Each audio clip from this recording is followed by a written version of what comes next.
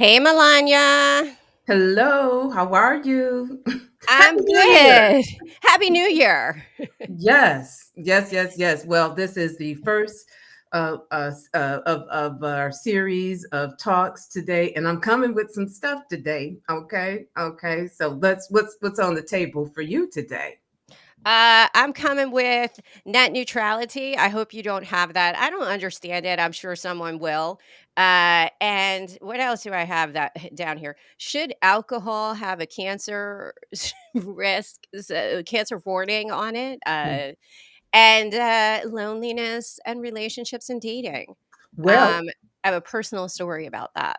okay. Well, on my list of potential topics, topic number one, the business of relationships. So we're in the same part today. And I have been having a fascination with AI. So the dating market is slated to be an $18.1 billion industry by 2033. And AI has entered the room. We are now employing AI to find us our perfect match. And topic number two today is a response to a LinkedIn contributor who posted 90% of jobs can be taught. A piece of paper doesn't show what you can do. Most skills are best learned on the job and not in the classroom. And so, we've been having conversations these days about Vivek Ramaswamy and Elon Musk about, the availability of highly educated employees. And does that kind of feed into what could be considered a lack of employable folks for the business world? So that's what I'm bringing to the table today. Awesome, awesome. Well, let's go. Okay, let's get this thing started. Welcome to Here MT we go. Fridays. We're Melonya Johnson, owner of Be Smart Coaching, and Tahitia Timmons, owner of Conscious by Us. Together, we're here to fill your Fridays with unscripted conversations that cover the gambit: politics, current events, science, social justice, health and wellness, and more.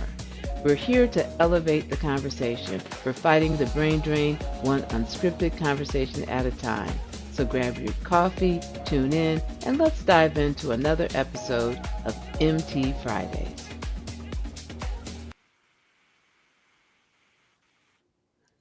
Okay. All right. I was running controls, so I jumped back in like a wild person with that. All right, I want you to go first because I just do. I'm Well, you know entitled to what? Seeing that both of us had relationships on the docket for today, I really want to talk about how we are now employing. There are dating apps out there that employ AI to help folks find better matches. The New York Times had an article on it. And what was interesting is that the person that was being interviewed had written an article about this. And they said that they can go on 100 dates a week. Well, let me clarify, their clones can go on 100 dates a week, right? So like AI, virtual dates. well, Or yes, like but here's the thing. okay. Now, and with some of these apps, you are able to create a clone, right? So your AI, gets to know you, what's important to you, and sort of how you think, and you can send it out on dates, and your clone will meet other clones, and those clones will have conversations with each other, and it gives you some feedback on what those conversations are. You can see the transcripts of those conversations. You, as a human, can also interact with someone and interact with their clone, right? Um, No. yeah. I don't like this straight off the bat, Well, why okay? not? Why? Why? Because okay, here's why. Here's why I don't like it. I have been on online dating apps for I don't know, forever. So long that I'm coming up to a decade as a moderator on a women's dating app. Um, by choice. No, it's not by choice. That's a lie. People say that all the time when they're single. Um, but, like, I don't like the idea of this because I can barely keep straight in my head the w like, the dating process anyways. Now I have a clone of myself, right? That's not necessarily the me in this moment because I do believe that human beings are, like, ephemeral, beautiful flames that are constantly shifting. That can be the only explanation for why I'm still single. Um, this is my personal opinion, is that, like, we're all just shifting around all the time and we can't keep up with each other. So how could a clone be the exact clone of me? Do you get what I'm saying here? I am this in this moment am only Tahisha at not whatever time it is right now. So I just don't like it. Well, it's very interesting because some of the benefits supposedly of this or the attributes are improved matching, right? Because now it can go through a whole database of folks and pull to you what might seem to be your best match, conversation assistants, right? This one, the person being interviewed actually said that. Their AI assistant, right? And they and one app has an AI coach, and I was like, wait a minute, AI, you coming for my job? Wait a minute. There's only one Melonya. You cannot replicate that. But we'll make recommendations on terms of where to go to, for dinner or what or date ideas. So here's a question. What happens when AI is no longer involved in your relationship? Well, wait a minute. Here's Does the it like, if I got coached through the entire process, is that me or is that the clone? Wait a minute, but here's the funny thing. So, the person who was, using these apps jumped in on a conversation where their clone was talking to somebody else's clone. And he said that it really made him uncomfortable because it seemed like they were really having Yes. it didn't feel like his relationship anymore. But it was like, oh, I'm kind of eavesdropping on these Is it two. like a better relationship than the actual humans would have? I'm curious about that. Like, I wonder, are there clones out there now dating, like, having their own lives? Are there little clone babies out there? But, Or are they but, straight clones? Are they gay but here's the clones? thing. I'm going off on a tangent. But really, actually, he really felt, he's like, I felt like I was sort of intruding on their conversation, that it felt very removed from me. And it was like, wow, these two clones are having are dating each other in a sense. But what was really interesting was a part of the interview, and this would you can if you have a subscription to the Times, or you can listen to it audibly. But what was very interesting about it is that they talked about old people. Like my parents say, why don't you just go out, or why don't you do this, or why don't you, and they were like, it was like, oh, you old, kind of like, you old people, what the hell do you know about dating? I mean, well, I mean, you are married, and I mean, you did have me. I mean, and you're still married. But anyway, what do you know about dating? And what I'm finding very interesting, and what keeps making me go deeper and deeper into this AI abyss, so to speak, is that AI is coming. We are now employing it to do the work that we ourselves need to do. For example, you can have all of these mechanisms, right? All of this technology, but at the end of the day, it does not equate for attraction. And that energy and that synergy and that charisma, it can't find, and that's one of the, and I've done, some online dating, and God, help me, because I will never do it again, because it is, uh, ugh, I, mm, it is just, it makes my eye twitch, and my eye is twitching. I'm having PTSD, but e- even online, you can go into chats, you can talk, but then when you meet the person, you're like, wow, the Is energy. isn't there, and AI is not able to do that, at least not now. So that's a great question. We are socializing the idea that AI, right, can help us with everything. It can help you craft an email.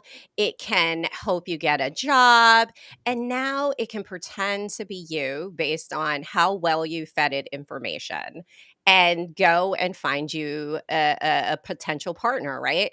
And this seems, in theory, like it's a good thing because we know that loneliness, according to our, outgoing Surgeon General, was one of the issues, one of the big issues that people have.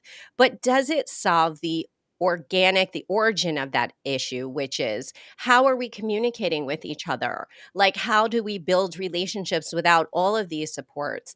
Online dating has been a thing for a while for people who maybe did, because online dating, if you think about it, was to replace sort of like those organic, that like I'm in the grocery store and we lock eyes, and then all of a sudden, like everybody talks about that, right? Like you're going to just be out on the street, you're going to meet somebody in your neighborhood or area or whatever.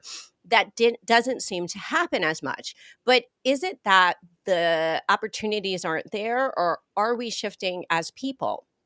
Has stranger danger and the thought of like there's a serial killer around every corner, is that why we don't interact with each other in person? Or is it something else? So but this the idea of an AI date to help you date does seem like another layer to, and as a moderator on a dating app, there's a lot of catfishing, right? So is this another layer of catfishing where you kind of feel, and I'm not saying it's like real catfishing, but maybe a little fake catfishing where you meet the person in person and you're like, this person isn't like the AI. Because I'm guessing the clone is going to be just as good, or it's going to be whatever you tell it you are. And I don't know if I'm truthful about who I am, honestly.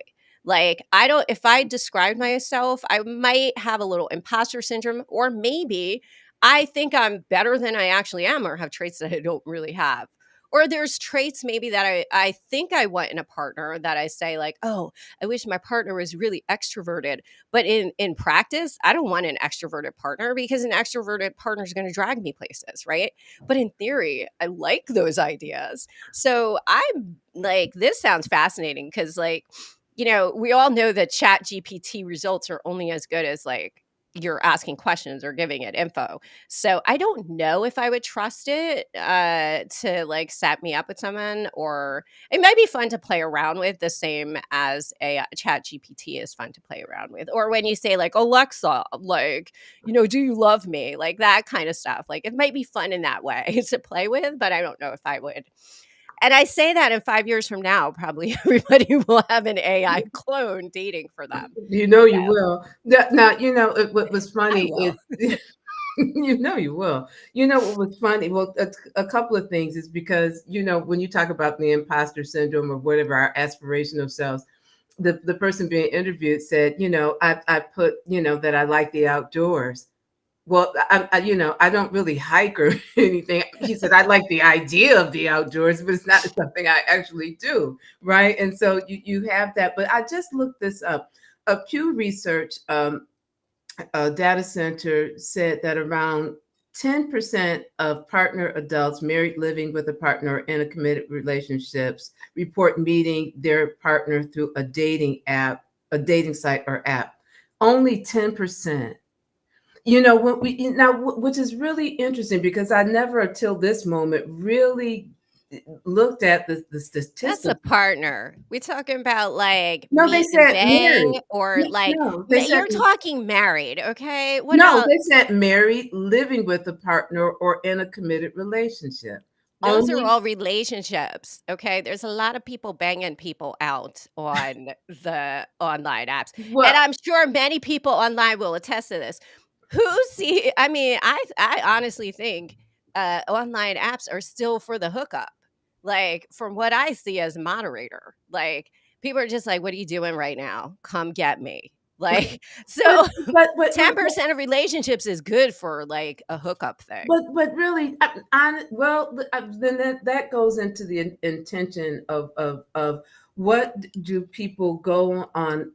There is a belief that people are going on apps, these apps, to actually find love, right? Mhm. And if that is what you're trying to do, then the possibility or the probability of you actually finding your match or somebody that is in a real relationship, you can be in a real relationship, is only 10%. And stop to think about that number, excuse me, that I said earlier in the podcast.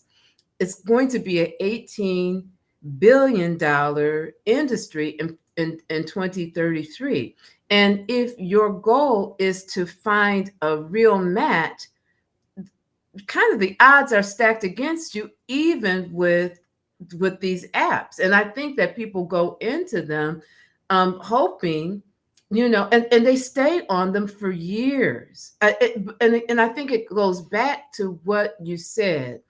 Are we teaching people how to build connection, with each other? There is this idea that we want everything instantaneously. I'm going to meet you and we're going to instantaneously have a spark, and which is going to lead to us being together forever. Insert the rainbow and the bluebirds, right? But some relationships happen over time, right? You meet someone, there you have some similar interest or whatever, but you build a friendship, and turn that builds into something. Some people have said, well, I know this person for years, and we were always friends, and then we decided to start dating. So I think it's I think it's interesting I think that this I really hate the idea that folks cannot meet organically.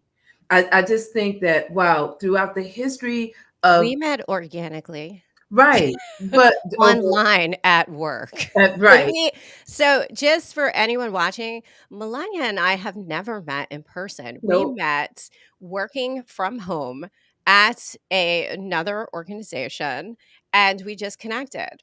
Now, if we ever meet in person, we might hate each other. Like, that could also happen, she's got because we only know each other via from the shoulders phone. up. Yeah, yeah, yes. I have no idea. Oh my God, Melania's so short. Yeah, I'm only 5'3". I'm a little person, I got And a I'm big 5'9", so personality. Yeah, but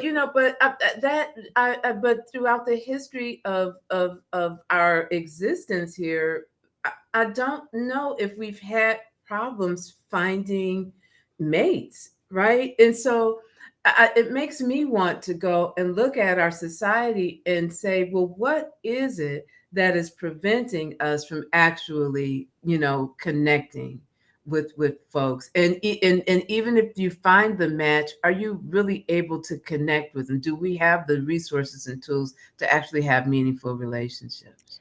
and I wanna pause and see, does anybody watching or anybody viewing, any comments on this? Have any of you met people online?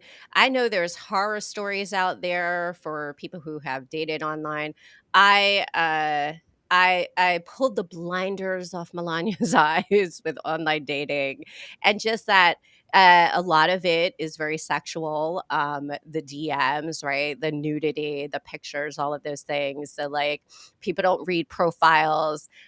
People use the same profile. They're dating on multiple different like dating apps. But you were actually talking about an AI assisted app for all of those people who love AI, love Chat GPT. There isn't a dating app. It's live. Is it available? Hmm. Do you Oh want yeah, to say what it is? yeah, there's Do you I want to share? Give them free advertising. well, yeah, I mean, Everybody's lonely, right? you know what? We're here fighting the brain drain one step at a time, one conversation at a time. But there's apps called Iris, Your Move AI. there are, and the iris really popped up when you start to do a search. It's really known for that. I think that this might be, if you are earnestly looking for connection, this might be one of the tools that you use, because it is, it can go through a database and really, but weren't things like Match.com and Mhm. eHarmony, they make recommendations, and so they're going through the databases as well, right?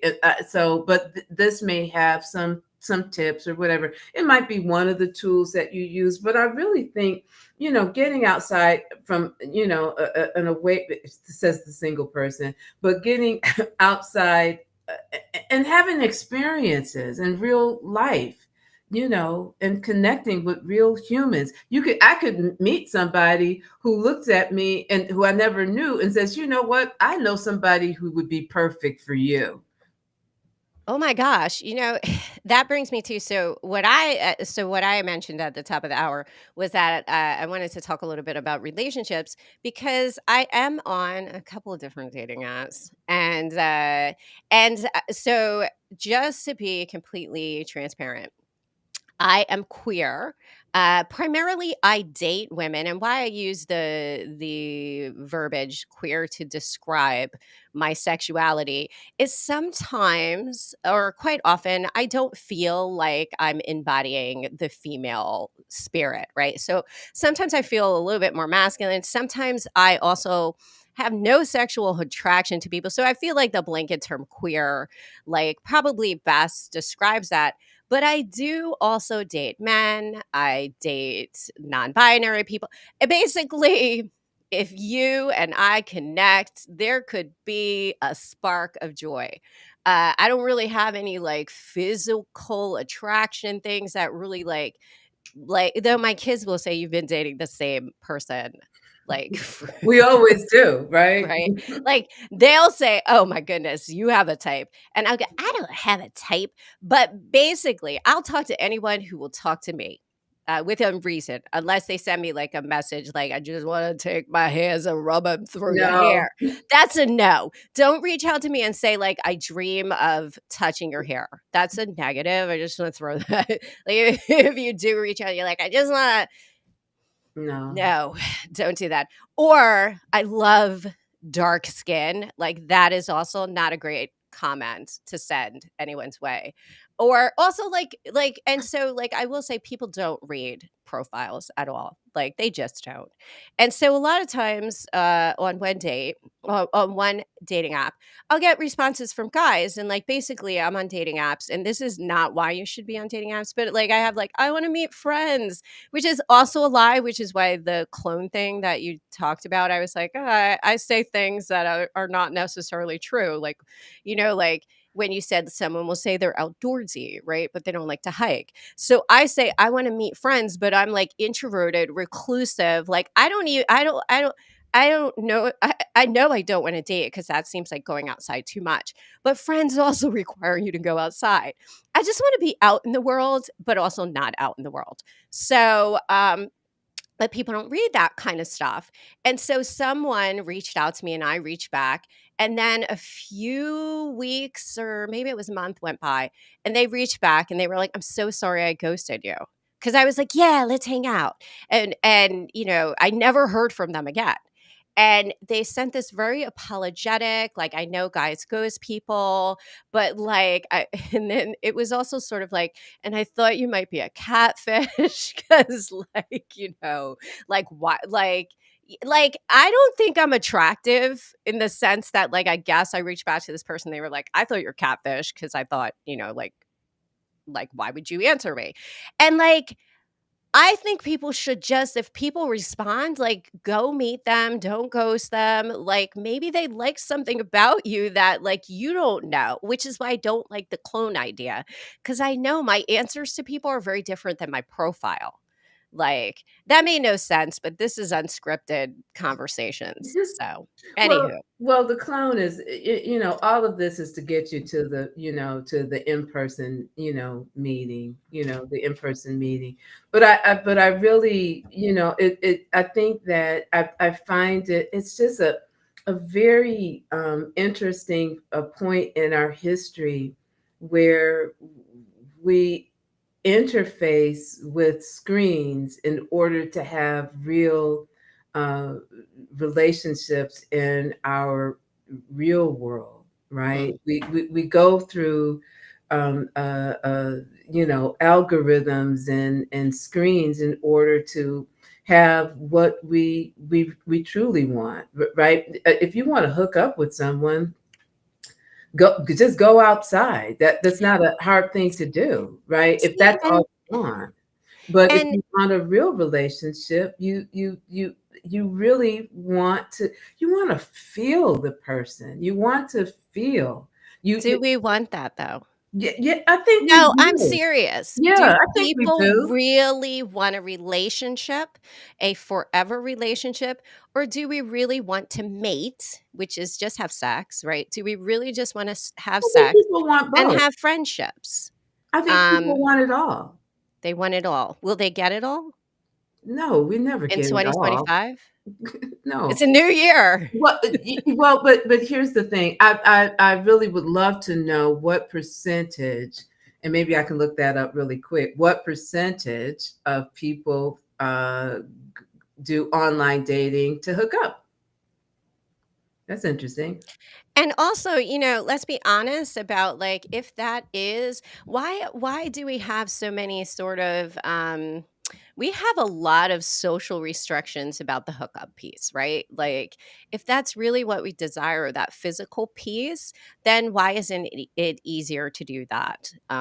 Cuz there is a lot of shame for people that do just hook up. Okay, so And what oh, does I'm that sorry. look like language So wise? the Pew Research Center found that 24% of people who use dating sites or apps say that a major reason they use them is to have casual sex. So that means that what you the math is that close to 75% of people who go on these apps are actually looking for love, right? So that's a quarter, almost a quarter of the people that you're going to encounter are just looking for something casual, but the vast majority are actually looking for relationships, right? Mhm. And so it's I think it's very it would be interesting if AI at some point says starts to say, Melania, this is why you're not dateable. I didn't need you to tell me all of that. I know you can see who I am, but I don't. Wouldn't that be interesting to ask your why am I not dateable? I don't need that. I have a mother for that. No. Okay. Mom, I'm kidding. Um, I'm probably not. Uh, Anywho, so relationships, online dating, wild. And so that brings me to something that I wanted to throw out there. There is a topic going around, or actually, it was just kind of shut down, but net neutrality. Have you heard about this? I've heard of net neutrality, but I have no idea really what it I I tell me, educate me. Okay, I'm probably not really going to educate you because so net neutrality is, and I'm reading this, is the idea that internet service providers like Comcast and Verizon, I'm reading this directly, should treat all content flowing through their access cell cables, cell towers equally. This means that they shouldn't be able to slide some data into fast lanes and slow down some other sources of data. So, why this matters or why it would be important is because if you look at our internet service providers, they often are competitors for different services, right? So, if they view each other as competitors, it makes sense from a business perspective that I'm not going to provide super fast service for a competitor's service. So the idea was to have some federal regulation so that there wasn't this opportunity to kind of like have unequal internet access to certain things or streaming. And so the Federal Communications Commission under Bush and Obama tried to enforce net neutrality protections. And so it was recently defeated and it came back in. And so advocates for net neutrality argue that keeping the internet an open playing field is crucial for innovation. And that makes sense, right? In my head, if everything was kind of given the same, like, ooh, we all going fast or we're all going slow or whatever your provider is giving you versus, someone else restricting because it's a competitor. However,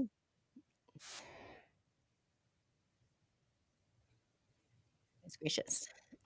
However,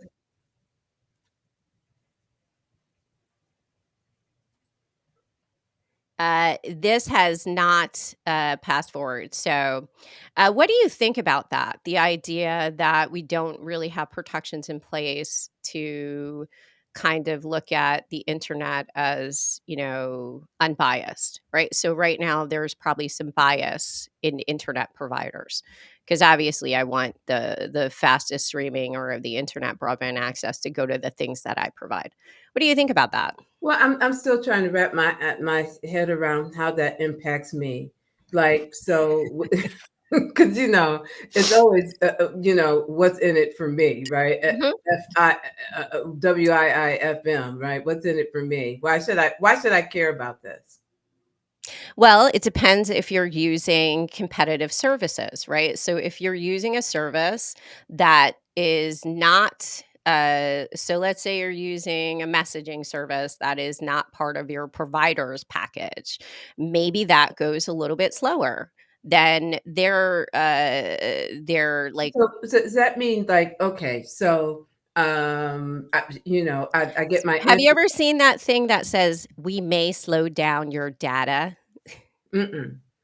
So sometimes your provider may say during busy times, Mm-hmm. or we have the right to restrict or slow down your data. That's kind of what this is about. And so some of that slowdown might be competitor slowdown because there are, I don't want to say there's no regulation for the internet, but there isn't net neutrality. So they don't view everything that you're accessing as neutral. Okay, so let me try to put this okay, so if my internet provider is Spectrum, right? Mhm. But my phone provider is AT&T, right?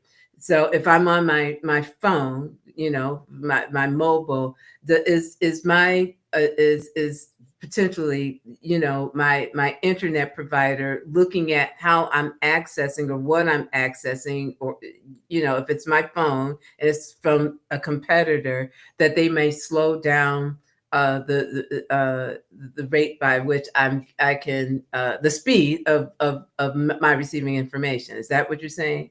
Yes. Mm. So, but you're in New York, I'm in New Jersey, our state. So remember, the United States is a group of states united, right, under federal protections. FCC is federal.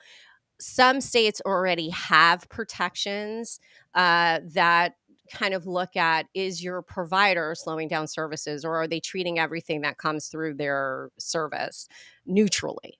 So that's the idea behind this, that like I'm not going to look at the a competitor and slow that down a little bit. But now that the regulations are, I think they either ended or it didn't go forward. I'm not 100% sure. I read it quickly this morning. But it begs the question, why wouldn't that go forward, right? If because if you're paying for a service, right? Who wants slow internet, or right? You're paying for something. I want the fastest, right? So it's not up to your internet provider, right, to decide what they deem appropriate to you to receive information in a flash, or what they're going to slow down. And my beef is I'm not a part of that beef, right? That's your problem. The providers.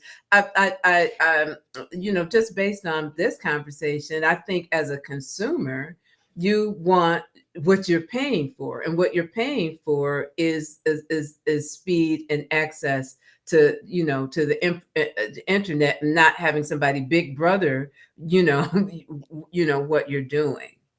Well, and so it's more likely to look a little bit like this. So I don't, so let's say that you have a certain number of data that you get to stream, and if so AT&T also has, I guess, like cable companies, right? Or like a direct TV or something like that. So they might say that if you are a TV, if you use our TV services, it won't count against your data stream. Or you can enjoy super fast direct TV versus if you use, I don't know, what's another one? Like a Verizon Fios or something. If you get your internet or if you get your TV provision from Mhm, someplace, mhm, that's how it's probably going to show up. And the mhm. why, if you think about it from a competitor edge, if I have a broadband service or I'm providing some type of cable access, it almost behooves me to put something in there so that if you partner with my piece of the product, it's better for you. Net neutrality says if I'm going to also be the provider of the internet, I have to treat everything fairly.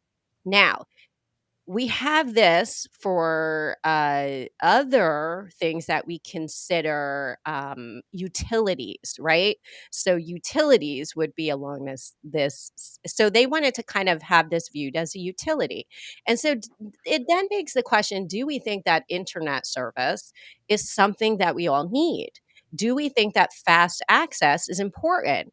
Which, if you look at COVID, and when we were restricted and we had the pandemic and isolated, many Mm. broadband providers said, we're going to give some internet. We're going to speed up people's access. We're going to help out with students who are going to school. That is not like that's gone away, right? But on the back end of that, that's a great marketing play, right? And that's a great, like, look at everything Yeah, that we did. but that's also again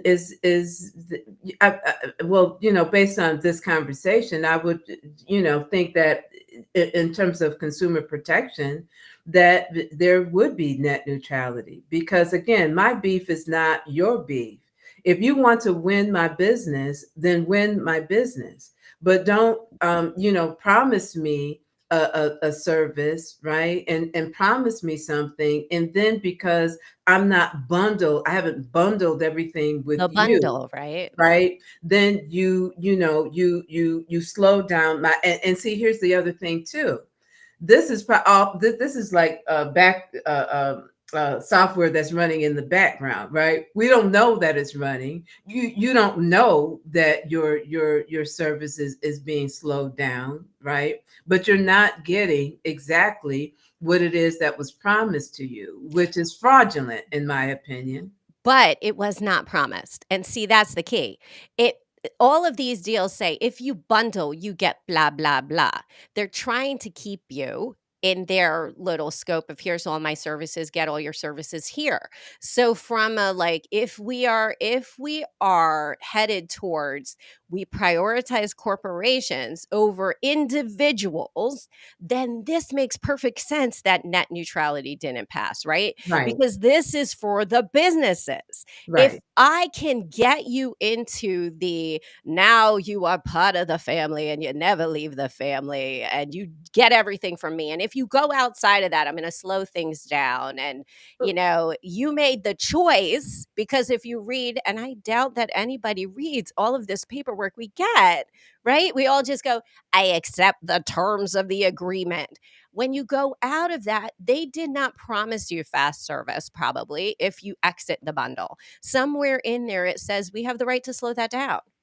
But that's why I thought, hey, let's talk about net neutrality because I don't understand it. It seems confusing. And why would you not want net neutrality, right? Like, like, why would this not go forward? But then I started thinking like a big conglomerate corporation. Like, I have the money to lobby so that this like doesn't get passed. And I see it as like, I want to keep people into this service, and I want to be able to also defend why I slowed it down. And I know it's like, oh, why would you, like, why would we not get angry about Because we not don't know. having, because we don't know. And it's so confusing when you start to dive into it.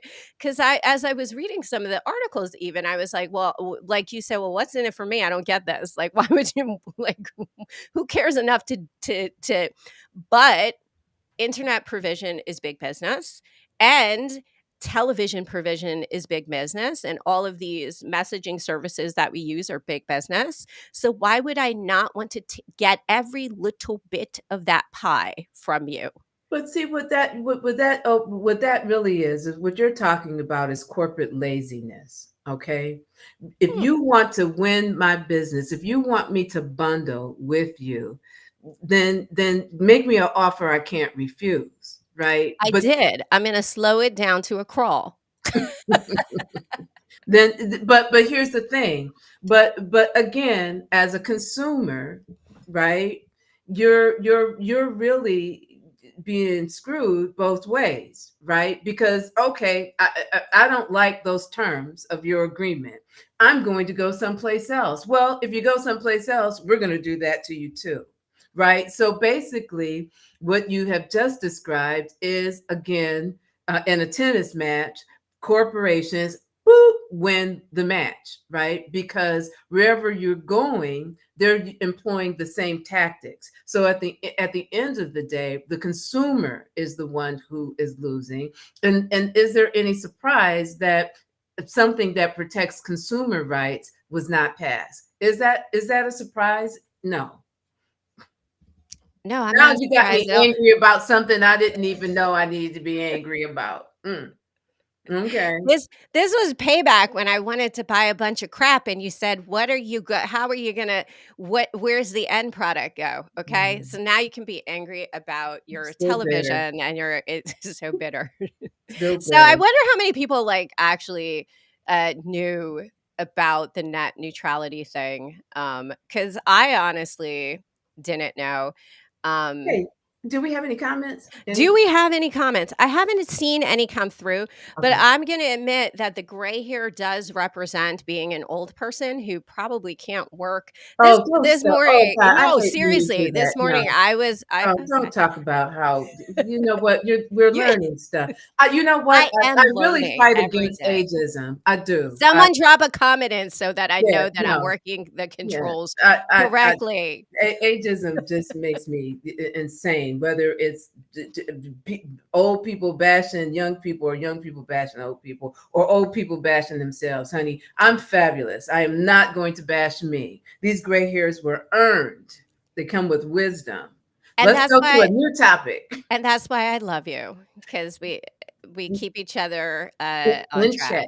Yeah. Now, I want to, if you're open to it, I really want to talk about that LinkedIn contributor who said that basically 90% of what you need to know in a position can be learned, and basically that a piece of paper, meaning education, doesn't make who you are. Let me just go back to my notes. It was uh 90% of jobs can be taught. A piece of paper doesn't show what you can do. Most skills are best learned on the job, not in the classroom. And I had some a visceral feeling regarding that, because it seems these days that there is a push to demonize education, right? Those who Mm. are educated are considered now the elites, or you're woke, and all of these terminologies that indicate that being an educated person is somehow a deficit. Not a deficit, is somehow it's not desirable. And so in the news, there has been a swarm generated by some comments from Elon Musk and Vivek Ramaswamy regarding the HB1 or HB2 visa applications. Well, that's a very interesting thing That's within a whole that, show unto itself with that really the is, because the end point there was what? Americans are lazy, I they, think? they they are lazy. I'm not yet. No, no, I'm not. No, I'm not saying that they are lazy. The end point is that they are lazy and they're not highly educated, and Th and That's so not what we're saying. no, We're not saying no. I'm not saying that. Um, but on the same token, let me give you an example of our education system. So we just lost our 39th president. Was it 39th president? Jimmy Carter. Yes. And someone posted, um, who is Jimmy Carter? Right. And the response was Jay-Z's father. Okay. Well, I So hope we all know that was a joke. it was not. Maybe. It It was wasn't a joke? I'm no, come on See, I now. like to think that that was a joke. Well, I know, because it's really hard to believe. But here's the thing.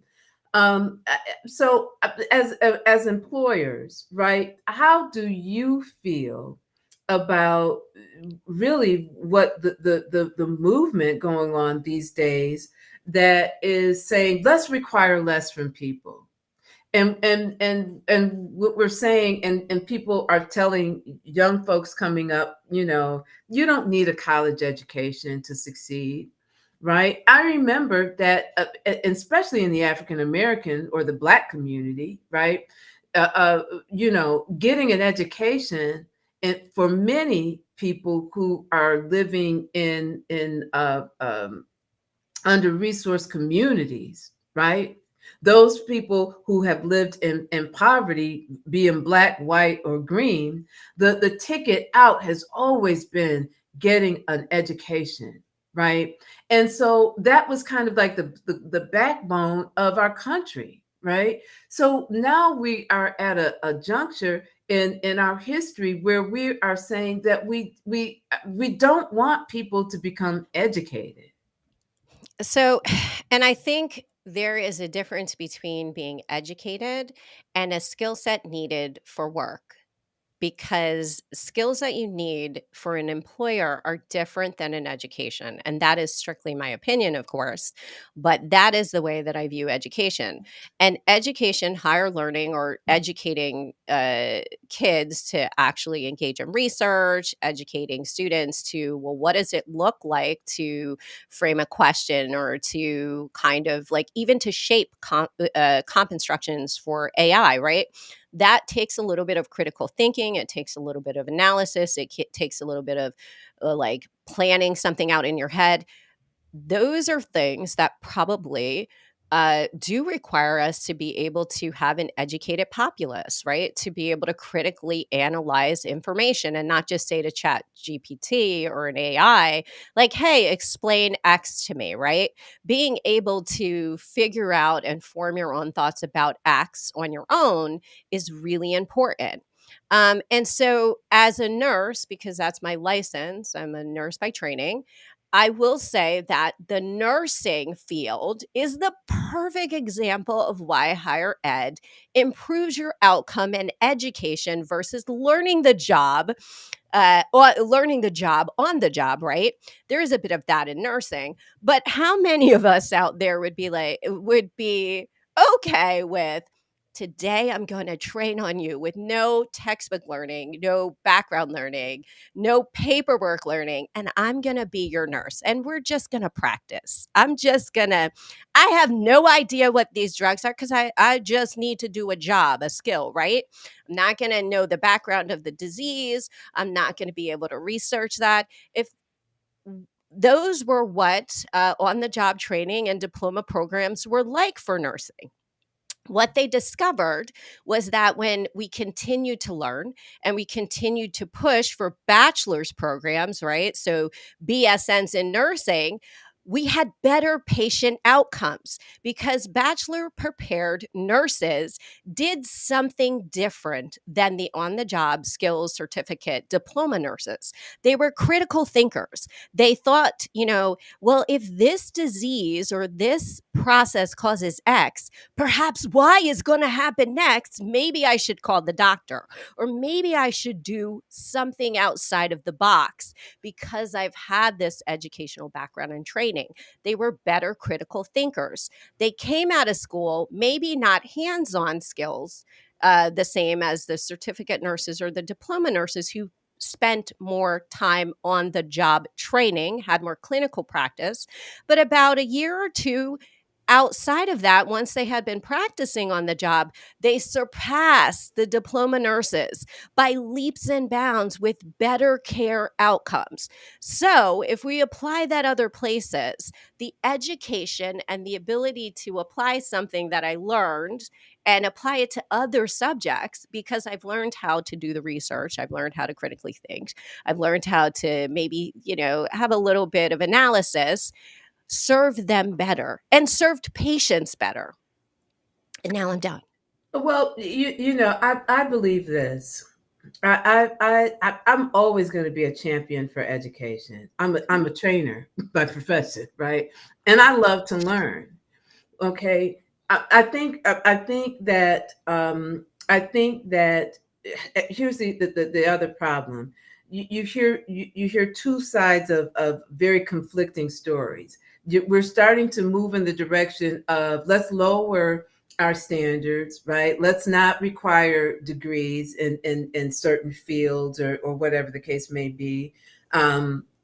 Let's not do that. But then we say, but we're not competitive on the global stage, right? In